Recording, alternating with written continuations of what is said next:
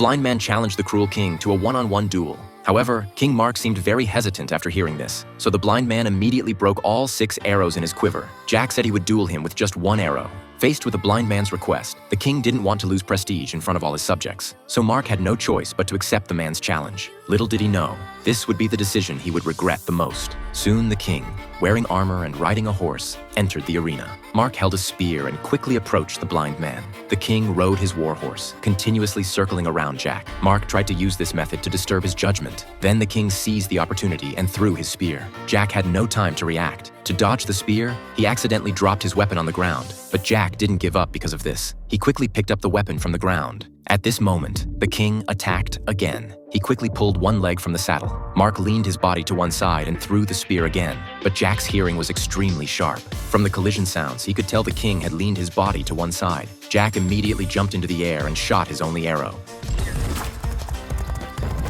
In the end, he successfully won this duel. However, at this moment, the soldiers suddenly released a fierce lion, but Jack still didn't feel the slightest panic. He picked up an axe and carefully listened for the lion's position. Just as the lion charged at him, Jack quickly threw the axe in his hand.